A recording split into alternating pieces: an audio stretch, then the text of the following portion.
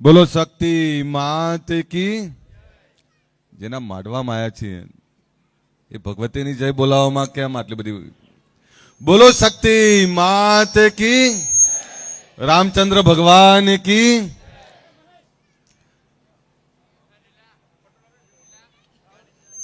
એ બેટા, એ હવે સ્વાગત કરી લીધું. બે જા બેટા, બે જા તું. હવે હમણાં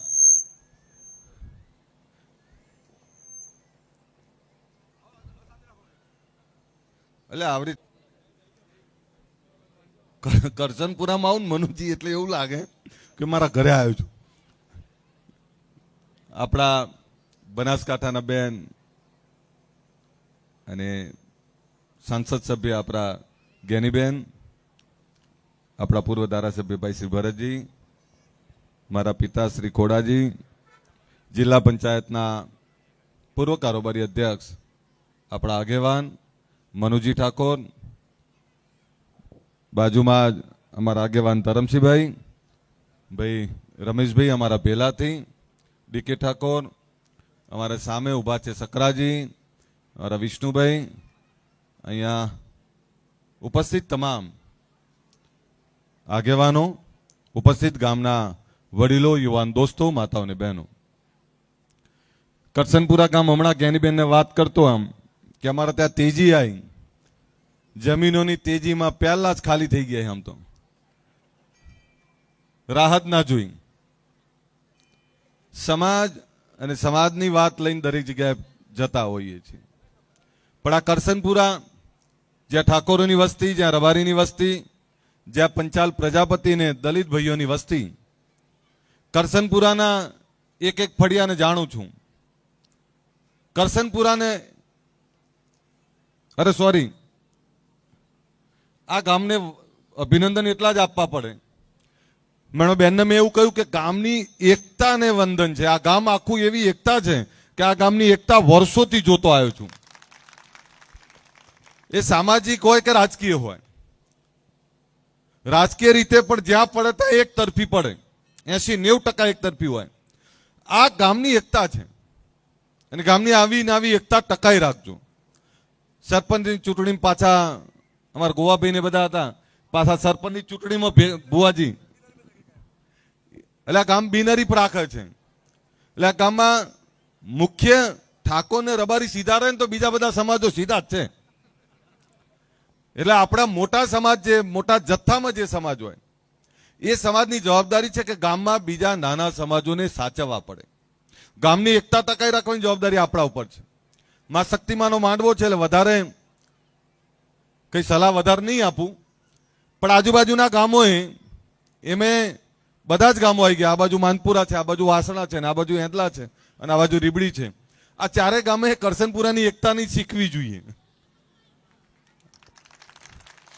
કરસનપુરાની એકતા અને કરસનપુરાના ભાઈચારો આને વંદન છે. પણ માના માંડવે આવ્યો છું, ભુવાજી ધૂણશે, ભુવાજી એવું કહેશે કે કમા કમાન કમાન, તમારું બહુ ભલું થશે ને તમારી પીડા દૂર થશે. આ બધી વાતો કરશે ભુવાજી અને આપણે ખુશે થઈશું. બીજા દાડે એવું કહેશું કે માતાએ કહી દીધું. હો, માતાએ તો વર્ષો પહેલા કહી દીધું કે આ દારૂમાંથી બહાર નીકળો. વર્ષો પહેલા કીધું કે આ કુરિવાજો અને અંધશ્રદ્ધામાંથી બહાર નીકળો. માતાના આશીર્વાદ તો જ ફળશે જો વ્યસનો નહીં કરો. આપણે બધા તો વ્યસનોમાં ડૂબેલા રહેવું છે, અંધશ્રદ્ધા કુરાજીઓમાં રહેવું છે અને પછી માતા ઉપર દોષ નાખીએ આપણે કે નડે છે. માં કોઈ દારો ના નડે. હું અહીં બેઠેલા ને કહું, માં કોઈ દિવસ ના નડે. તમે ઈચ્છતા હો કે માં ભગવતીના આશીર્વાદ આપણા ઉપર ઉતરે, તમે ઈચ્છતા હો કે આપણા બાળકો, આપણું કુટુંબ, કબીલો, આપણો પરિવાર એ સુખી થાય, તો વ્યસનોમાંથી બહાર નીકળો. આ કરસનપુરા વાળાને કહું છું. અને કરસનપુરાનું લાઈ ચાલે છે, એ લાઈ ચાલે છે એટલે બધા સાંભળતા હશે. દારૂમાંથી બહાર નીકળો. હું તો મારી નજીકનો હોય કે દૂરનો હોય, જ્યારે મળે ને ત્યારે એક જ વાત કરું કે બીજું કંઈ કરો ના કરો પણ દારૂ ના પીશો. દારૂ નું પીવો ને તો તમારું અડધું સુખ તો ત્યાં આવશે. બાળકોને ભણાવો, અંધશ્રદ્ધામાંથી બહાર નીકળો. આ હમણાં બનાસકાંઠા, પાટણ એ બધે જે બંધારણ બન્યું, એ બંધારણનો મતલબ શું છે કે સમાજમાં રહેલા એ તમામ લોકો એક રિવાજ હેઠળ આવે. એ ઊંચ નીચના ભેદભાવ, અમીર ગરીબના ભેદભાવ, કોઈ લાંબા જોડે ટૂંકો જાય, મરે નહીં માદો થાય, એ પદ્ધતિમાંથી બહાર નીકળવા માટે એક બંધારણ બન્યું. ઘણીવાર કરોડપતિ પૈસા વાળો તો ઢોલ નગારા ધુમાડે બંધ કરે, 10 દિવસ 50 લાખ કરોડ રૂપિયા વાપરી નાખે. પણ જેની જોડે ના હોય એના બાળકોને લાલસા તો થાય ને, એના મા બાપને એવું તો થાય ને કે ચલો એવું નહીં તો આપણે પણ એનાથી અડધું આપણે કંઈક કરીએ. પૈસા હોય ને પૈસા વાળા કરે તો ચલો શોભે, પણ પૈસા ના હોય અને જમીન જાગીરી વેચી અને આપણે દેવાદાર બની અને ખોટા ખર્ચાને લગ્નો કરીએ તો એ ના ચાલે. અને એમાં અનેક લોકો બરબાદ થતા હતા, અનેક લોકો દેવાદાર થતા હતા, સમાજમાં અનબેલેન્સ આવતું હતું, અમીર ગરીબનો ભેદ આવતો હતો. એના કારણે હજારો આગેવાનો ભેગા થયા, એની અનેક મિટિંગો થઈ, નક્કી એવું કર્યું કે ભાઈ આ સમાજને એક બંધારણ નીચે, એક રિવાજ નીચે લાવવો છે. તમારે શીખવા જેવું છે, આહિર સમાજમાં 13ના દિવસે લગ્ન થાય રાત્રે, એક જ દિવસે વણ જોયું મુહૂર્ત. કોઈ ઘરમાં જાઓ 25 લોકો બેઠા હોય, કોઈ ઘરમાં જાઓ 50 લોકો બેઠા હોય, કોઈ ખર્ચા થાય જ નહીં. એટલે ખોટા ખર્ચાના કારણે જે લોકો બરબાદ થતા હતા, ખોટા ખર્ચાના કારણે જે લોકો અધોગતિ તરફ જતા હતા, એ રોકવા માટે બંધારણ બન્યું. એટલે આજે કરસનપુરામાં એ જ કહેવા આવ્યો છું કે ખોટા દેખાડામાંથી બહાર નીકળો, ખોટા ખર્ચામાંથી બહાર નીકળો. આપણે બધા કેટલા બધા લગ્ન માટે જમીન વેચી, હાથ ઊંચો કરો, કોઈ નહીં કરે. પણ મને ખબર છે 80% લોકોએ તો જુગાર. અરે મને લગ્નમાં, જ્ઞાનીબેન અમારી બાજુ અલગ છે પાછું, લગ્ન હોય તો મને એક કહો, લગ્નમાં એક જ સમાજના કુરિવાજો હુજે છે. નાચવાનું આપણે, દારૂ પીવાનો આપણે, અને લગ્નમાં પત્તા રમવાનું આપણે. બીજા કોઈને શીખવું જ નહીં કંઈ. બીજા સમાજોનું જોઈએ છે આપણે? બીજા સમાજોમાં ક્યાંય જોયું છે તમે કે લગ્નમાં દારૂ પીને છાકટા થઈને નાચતા હોય અને દારૂડિયાને રોકતાય નહીં આપણે? સમાજની આબરૂ, સમાજનો મોભો અહીંયા હણાય છે. કયા સમાજમાં લગ્નમાં જુગાર રમવાનું શીખવાડ્યું મને તો કહો. અને સાહેબ માફ કરજો, તમને બધાને કદાચ ખોટું લાગે, અહીંયા જે જવાનિયાઓ જેની ચર્ચા કરીએ છીએ આપણે, આ તો 5 લાખનો પત્તા રમે અને 10 લાખનો પત્તા રમે, આઠમ આવશે એટલે બંડલો લઈને નીકળશે. એ જે લોકોની ચર્ચા કરી તમે, હું તો અહીં ઓળખું છું, અહીંનો જ છું, જે લોકોની ચર્ચા કરી એની જોડે પાણીયું નહીં બચ્યું, વીઘોય નહીં બચ્યો. એવા લોકોની ચર્ચા ના કરાય, એમને જોઈને દૂર રહેવાય. એમનો પડછાયો પડે ને તો આપણા 2 છોકરા બગડશે. આ તમને બધાને લાગે હું તો અહીં ઓળખું જ છું ને બધાને. પત્તા રમીને કયો કરોડપતિ થયો મને એ તો કહો. દારૂ પીને કયો મોભાદાર થયો, દારૂ વેચીને કયો આબરૂદાર બન્યો? કઈ ખબર જ નહીં પડતી ને કયો વટ મારવો છે કે દીકરા દીકરીને ડોક્ટર એન્જિનિયર બનાવ્યા તમે, કોઈ ફેક્ટરીના માલિક બન્યા છો? આ ગુજરાતમાં એક એવો ઠાકોર મને નહીં મળ્યો જેને વીઘા વેચીને ફેક્ટરી નાખી હોય. આ તો બાપ દાદાનો ઉપકાર માનો કે આ બાપ દાદા જમીન મૂકીને ગયા છે. જમીન ના મૂક્યો તો છે શું આપણી જોડે? સમય હતો તાર ભણ્યા નહીં, સમય હતો તાર ભણ્યા નહીં, સમય હતો તાર ધંધોય ના કર્યો, અને પછી વટ મારવો છે. ખોટા દેખાડામાંથી બહાર નીકળો ભાઈ. અને પૈસા વાળા તો છે ને કોઈ દેખાડા, અને મને તો એ ખબર નહીં આપણો દેખાડો જોવે કોણ? કોણ જોવે મને એ તો સમજાવો. કોઈ કઈ પડી નહીં. દુનિયા હેલિકોપ્ટર અને વિમાનો લાવતી થઈ ગઈ. આપણે બાઇકનો દેખાડો કરીએ ને ગાડીનો દેખાડો કરીએ છીએ. દેખાડો ધંધો કરીને નહીં કરતા. ધંધો કરીને કરો ને તો ગમશે. વીઘો વેચે ને જુઓ ને ગાડી એટલે કે વેચાણું લાગે કે આ વીઘો વેચ્યો એક થોડો. અરે શું વેચ્યો? અમારે ત્યાં ત્રાગડમાં એક ઠાકોરની જમીન વેચાણી. મનુજી હા હકીકત વાત કરું બેન, અત્યારે એટલે બોલું છું કે કેટલું બોલ બોલ કરીએ, દુખાય છે આપણાને. આ અમે બધા કોના માટે બોલીએ? તમારા માટે બોલીએ છીએ. ખોટું લાગે જ લાગે. અને આગેવાન તો કડવો જ હોય ભાઈ. આગેવાન કે તમને આ તમારી પીડામાં, તમારી તકલીફમાં, અને તમારા અડધી રાતે કોઈ એવું ન ધારેલું દુઃખ આવી જાય તો 56 ની છાતી રાખીને તમારી વચ્ચે ઉભા રહીએ છીએ, તમને સાચું કેમ ના કહીએ? કેવું તો પડે ને. અહીં નામ દઉં ને તો 25 જણાના નામ દઉં, બધાને ખોટું લાગશે, મારી જોડે ના જ છે બધા. 15-20 વર્ષથી એકને એક વાત કરતો કરતો આવું છું.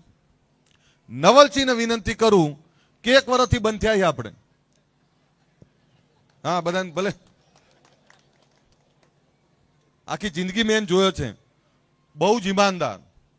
તમને કહું, અડધી રાતે ગમે તેના ત્યાં ઉઘાડા પગે જાય, પણ એને વિનંતી કરું વરસ થયું ને હવે જીવન આપણે પકડવાનું થતું નહીં.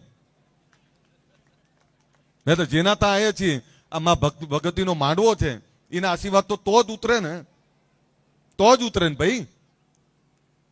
એટલે તમને બધાને વિનંતી કરું છું, એક દાખલો આપતો તમને. જમીન વેચાણી આજથી 25 વર્ષ પહેલાની વાત કરું, અને 25 વર્ષ પહેલા એ ભાઈના આયા 17 કરોડ રૂપિયા, આજના 200 કરોડ થાય. 17 કરોડ આવે. એક જગ્યાએ શોરૂમ હતો ફ્રીજ અને ટીવીનો. તે ટીવીનો ફ્રીજ અને એ શોરૂમમાં હું એ ગયો હતો કોઈ કામથી. તો પેલા એમણે કહ્યું સાહેબ આ તમારા ઠાકોર છે. સારું કહેવાય. એટલે મને નહીં, જગતપુર, સોરી, ત્રાગડની જગતપુરના. એટલે કે ટીવી ફ્રીજ લેવાય. મેં સારું કહેવાય. એટલે મને મળ્યા, એટલે મને કે સાહેબ નવું ફ્રીજ ને નવું ટીવી લેવું. મેં કીધું આનંદ થયો, બહુ સારું કહેવાય. એટલે કે આપણે વેચાણી જમીન, મેં આમ જોયું, મેં કીધું ઓહ, જમીન વેચી. મેં કીધું સારું ધંધો રોજગાર કરજો. અરે પેલા તો મકાન મસ્ત બનાવવાનું કે. મેં તો બનાવો, સારી વાત છે. સાહેબ એ માણસે એને ફ્રીજ લીધું 10,500 અને ટીવી લીધું કંઈક 15,000. એનો ભાઈબંધ હતો, માફ કરજો બીજા સમાજના હતા, એના ભાઈબંધનું ફ્રીજ આવ્યું 22,000 ને એનું ટીવી આવ્યું 40,000. એટલે મેં કીધું આવું કેમ? એટલે પેલો કે પૈસા તો મારે જ આપવાના, પણ એને ના ચાલે, મારે ચાલે. સારી વાત છે, કરકસર કરો, ભાઈબંધની ચિંતા કરો, સારી વાત છે. એના ભાઈબંધે મને જે કીધું, મને કે સાહેબ આને થોડો સમજાવો. શું સમજાવું? એક તો કે 17 કરોડ લેવાના છે, 1.5 કરોડમાં દસ્તાવેજ કરી દીધો છે, અને એ જેને વેચી છે એના જોડે જ પૈસા પડ્યા છે. એટલે એને મેં પૂછ્યું, મેં તું કેમ આવું કર્યું? તો કે આપણે ઘરે લઈને શું કરશું? તો મેં તું વેચી કેમ તે? આ 17 કરોડ તારા કામ નહીં આવવાના. 17 કરોડની જમીન 1.5 કરોડમાં વેચી તે, તો તે વેચી કેમ? કે જરૂર પડશે એમ લઈ આવશું. સાહેબ એ 17 કરોડનું વ્યાજ કેટલું આવે ખબર છે? મહિને 17 લાખ રૂપિયા આવે. એ 17 લાખમાંથી એને આખી જિંદગી ચાલે. તો કે ના, નથી લાવવાના થતા. બીજી વાત કરી એને મને કે સાહેબ આને કોણ આરે એસી લઈ લે. મેં કીધું કેમ?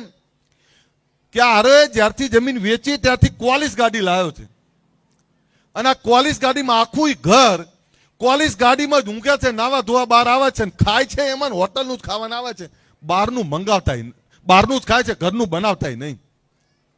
એટલે મેં કીધું ભલા માણસ આવું શું કરી તું?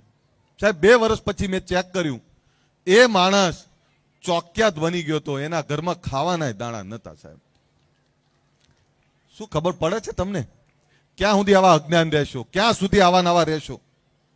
એટલે મારી વિનંતી છે કે આપણા બાળકોને ભણાવો, પૈસાની બચત કરો, પૈસાનું મેનેજમેન્ટ કરો, અને આ વ્યસનોમાંથી બહાર નીકળો. અને બીજાની ખામીઓ, અહીંયા ટ્રમ્પની કે દુનિયાની ચિંતા કરવાની જરૂર નહીં. આપણે આપણા ઘરની ચિંતા કરો, આપણા ગામની ચિંતા કરો, ને ગામની એકતા અને ગામનો ભાઈચારો ટકાઈ રાખો.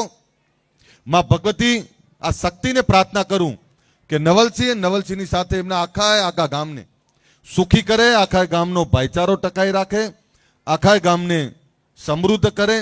મારી તો 2-3 બાબતો હતી, કદાચ તમને બધાને નહીં ગમ્યું હોય, પણ ફરીથી તોય કહું કે બધા એક રહેજો, એક રહીને ગામની આવીને આવી એકતા ટકાઈ રાખજો. સરપંચ જેને બનાવીને બનાવજો, પણ બિનહરીફ સરપંચ જ કરજો. બિનહરીફ સરપંચ ગામનું ભલું કરશે. નહીતર શું થાય, પેલા વોટ આપ્યા ના આપ્યા, એમાં જિંદગી જતી રહેવાની. ફરીથી તમારો બધાનો આભાર. કરસનપુરા ગામ અને કરસનપુરા ગામને માં ભગવતી ખૂબ સુખી કરે, એ જ વિનંતી સાથે મારી વાત પૂરી કરું. અસ્તુ. જય હિન્દ, જય જય ગુજરાત. ખૂબ ખૂબ ધન્યવાદ સાહેબ. આપે બહુ સરસ વાત કરી કે એકતા, પહેલા તો એકતા, પણ માં ભગવતીની કૃપાથી અમારા ગામમાં છેલ્લા 40 વર્ષથી જેમ ભાઈચારો જે તમે કહ્યો એમ કોઈ પણ જ્ઞાતિનો હોય, નાનો મોટો હોય, તો એમાં ક્યાંય ભેદભાવ રહેતો નથી. આપે બહુ સરસ વાત કરી વ્યસન મુક્તિ અને ધંધા વિશેની. હવે આગળનો દોર આપણે ચાલુ રાખશું ગેનીબેન ઠાકોર સાહેબને. ભુજવામાં પણ જમીન છે અને હમણાં જ જૂના પાદર પણ 4 વીઘા જમીન લીધી છે. એટલે સમાજના આગેવાનોએ જમીન શિક્ષણ માટે અહીંયા લીધી છે, ત્યાં 2 જગ્યાએ લીધી છે. બીજું વઢિયાર સમાજની એક સંસ્થા અહીંયા બહુચરાજીમાં પણ ચાલે છે. હું સમાજના આગેવાનોને વિનંતી કરું, અહીં બધા બેઠા છે ત્યારે સમાજના ભાઈઓને પણ વિનંતી કરું કે સમાજનું કામ કરવું એ અઘરું કામ છે. બીજા માટે મથવું, રાત દિવસ ટાઈમ બગાડીને દોડ કરતા હોય ત્યારે આપણે બીજું કંઈ ના કરીએ તો એની ખામીઓ ના કાઢીએ. આપણા માટે કરે છે, આ સમાજ માટે કરે છે અને એકલો સમાજ થાકી જશે. જેમ આ સમાજની ઓળખ શું છે તો કે સમાજમાં ઠાકોર, રબારી, દલિત, પંચાલ, પ્રજાપતિ આ બધાની એકતા છે. એકતા છે એટલે જ નવલસંઘનો દીકરો અહીં કંઈક જીત્યો છે ને. આ સમાજની એકતા છે, સમાજમાં ભાઈચારો છે. મારા ગોવાબેન ને બધા તો મારા વર્ષોથી અહીંયા બધા જ સમાજ, બધા જ લોકો સાથે મારો નાતો છે. ત્યારે હું ફરીથી તમને બધાને વિનંતી કરું કે સમાજનું જ કોઈ સારું કામ થતું હોય તો એમાં મદદ ના કરો તો કંઈ નહીં, પણ એમાં રોડા નાખવાનો કોઈ પ્રયત્ન ના કરે. સમાજનું કામ કરવું અઘરું કામ છે અને આગેવાનો પણ રાત દિવસ મથે છે. એ તડકો, છાંયડો, ગરમી કંઈ જ જોયા વગર એ સમાજ માટે કામ કરતા હોય તો આપણાથી બનતી યથા યોગ્ય મદદ કરીએ. અહીંના યુવાનોને વિનંતી કરું કે નશામાંથી બહાર નીકળો અને સારે આ કંપનીઓમાં સારી નોકરી કરો અને નોકરી ધંધો કરતા હશો, પૈસાની બચત કરતા શીખો. પૈસા આવે છે ને ઉડાડો નહીં, એને બચત કરતા શીખો. તમે 1-1 રૂપિયો કરીને જ્યારે વર્ષના અંતે બચતનો જ્યારે હિસાબ માનશો ને ત્યારે એ બહુ મોટો હશે. એટલે 1-1 રૂપિયાની બચત કરીએ, દીકરા દીકરીને ભણાવીએ અને ભણેલો દીકરો દીકરી જ તમારું ઘડપણ સુધારશે, ભણેલો દીકરો દીકરી જ એ તમારી જમીનો વધારશે. એટલે ફરીથી જ્યારે બેન અહીં આવ્યા છે તે બેનનો આભાર માનું છું. અમે બધાએ રાત દિવસ દોડતા હોઈએ છીએ ત્યારે ગેનીબેન એ આપણી દીકરી છે અને દીકરી તરીકે જ્યારે આપણા ગામમાં આવ્યા હોય ત્યારે બેનનો હું ફરીથી આભાર માનું કે તમે અહીં આવ્યા, અમારા નવલસંઘનો પ્રસંગ તમે દીપાવ્યો એ બદલ બહેનનો પણ ખૂબ ખૂબ આભાર. અને આપ બધાને વિનંતી કરું છું, આ બહેનો જોરદાર તાળીઓ પાડે છે. હું મનુજી એ જ ચર્ચા કરતા, આ બહેનો જાગેલા બહેનો છે, સાંભળે છે, ઉપરથી નહીં જતું. નહીં તો ઘણીવાર એવું થાય, ઘણીવાર એવું થાય, બેસો ને, ઘણીવાર એવું થાય કે આગેવાન બોલતા હોય ને ઉપરથી જાય તો કે આવે ને બોલે ને જાય. પણ આ બહેનો સાંભળે છે ને એટલું આ આગેવાનો સાંભળજો. નહીં તો આપણે બધા શું એમ કે બહેનો નહીં વધારે ખબર પડે છે અને પુરુષો તો બેન આ તો ખાલી તમે સંસદ છો એટલે બરોબર છે, બાકી આ તો બધા એવું કે કર્મ અમારું જ ચાલે. આ તો કોઈ ગણવા જ તૈયાર નહીં. જો વર્ષો પહેલા આ આદ્યશક્તિને પૂજનારા લોકો છીએ આપણે, 64 જોગણીના ઉપાસકો છીએ. અને આપણે શક્તિના ઉપાસકો હોય અને આપણે ઘરમાં જ આપણી માના રૂપમાં હોય, દીકરીના રૂપમાં હોય, પત્નીના રૂપમાં હોય, એ જે પણ રૂપમાં હોય, પત્નીને તો એવું જ કહીએ બેસ તને ખબર ના પડે, એને જ બધી ખબર પડે છે. એટલે ટાઈમસર જમવા મળે છે ને તમારા છોકરાઓનું ધ્યાન રાખે, મા બાપનું ધ્યાન રાખે અને ઘરનું ધ્યાન રાખે. એક દાડો એ ના હોય ને જોઈ લેજો શું થાય ઘરમાં. અને આ બહેનોને કહું કે સમાજનું નવું સંગઠન બની રહ્યું છે, તારે મારે આ જોગણીઓને કહું કે બીજું કોઈ જોડાય ના જોડાય, તમે જોડાજો. તમે જોડાશો ને તો આજુબાજુના 10 ગામ સુધારશો. હું જોઈ રહ્યો છું તમે દરેક વસ્તુ સાંભળીને, ને તારે અમુક વાર એવું થાય કે આપણે ગમે એટલું બોલીએ. મને અફસોસ એટલો જ છે કે આ કરસનપુરામાં આજથી 25 વર્ષ 30 વર્ષ પહેલા જો જાગી ગયા હોત તો એટલીસ્ટ બીજા કોઈની વાત નહીં કરતો, ઠાકોરોની જમીનો બચી ગઈ હોત. સાહેબ તમે કલ્પના કરી હતી ક્યારે કે આવા કરોડો રૂપિયા થાય? આપણે તો દુષ્કાળવાળો એરિયા, આ ચોકડીઓ ગોતીને આપણે તો ઘર ચલાયેલા છે, રાતડીઓ ખાઈને જિંદગી કાઢેલી છે આપણા બાપ દાદાઓએ. અને જવાનીઓને અત્યારે મોંઘી ગાડીઓ અને બંગલાઓના જે શોખ ઉપડ્યા છે ને જમીનો વેચીને, એ તો બાપ દાદાને પૂછ્યું હોત ને તોય ના વેચો. દાદા સાચું ખોટું?